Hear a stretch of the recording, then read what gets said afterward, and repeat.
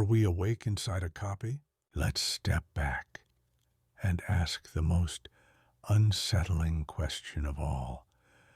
What if this isn't a dream we're about to wake up from, but a dream we already woke into? This chapter isn't about culture, memory, or media. It's about the spiritual dislocation that imitation creates. That feeling you've had for years now, like something essential has gone missing, like the center no longer holds. This chapter is about that. Imitation theory is not a religion, but its implications are deeply metaphysical. Because if we're living in a hollowed copy of reality, then we have to ask, where's the original? That's not just a philosophical curiosity. It's an existential ache, a question that echoes across centuries and civilizations. Because we are not the first to feel this way. We are not the first to notice the flicker. Plato's cave. In Plato's allegory, prisoners live their entire lives chained inside a cave, watching shadows cast on a wall by objects behind them.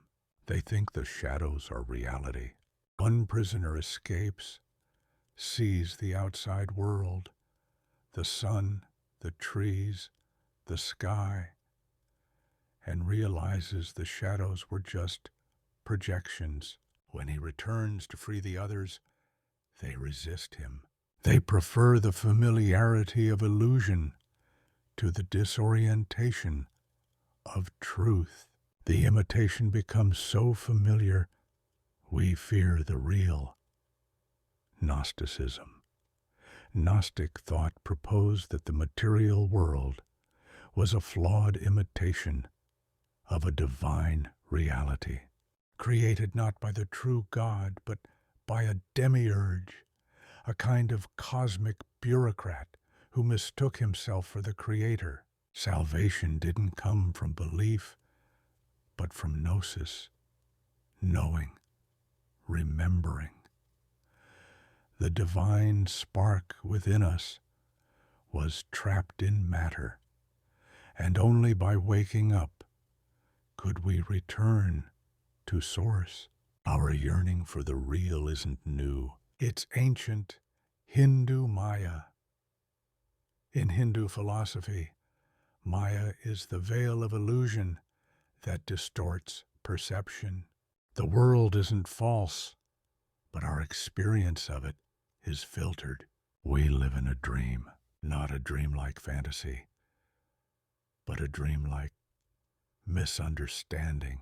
Awakening doesn't destroy the world, it clarifies it. Each of these traditions points to the same core realization. We live inside a copy, and our task is not to destroy it, but to remember something deeper. So if imitation is exile, what are we exiled from? From coherence, from presence, from unfiltered reality, from a sacred center we no longer know how to describe. That center hasn't disappeared. We've just grown used to looking away. Imitation theory doesn't require you to believe in other dimensions.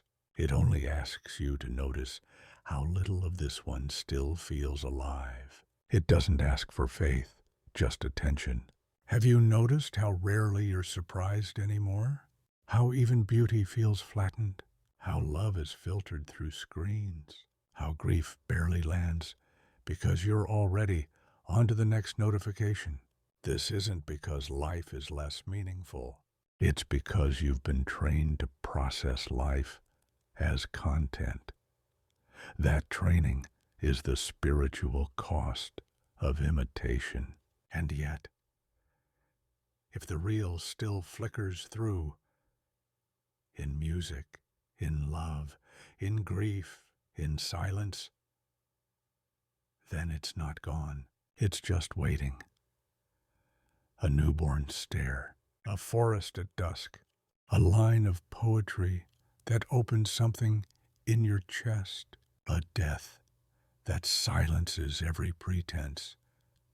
These are the cracks, the reminders, the moments when the veil thins and you remember, I've been here before. I've known something deeper. I want to live from there. This is where imitation becomes a spiritual condition, not just a cultural glitch, not just an emotional fatigue, but a form of soul amnesia. And it's not just external, it's internal. You imitate who you think you should be. You perform your beliefs. You curate your vulnerability. The exile is happening inside you. But here's the hope. If you've noticed it, you're already waking up. Because the real doesn't need to be built. It needs to be remembered.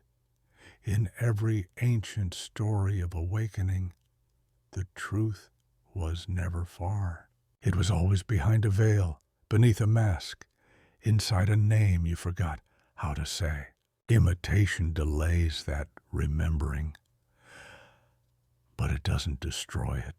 You're not crazy. You're disoriented. You're not lost. You've been turned around. You're not alone. You're waking up. So the question isn't just whether we're living in a copy. The question is, what happens when we stop pretending the copy is enough? That's the spiritual threshold. That's the turn. This has been an excerpt from Imitation Theory by Sam Elliott. Read the full book and discover more stories that question the nature of reality at mybook.to/imitation theory.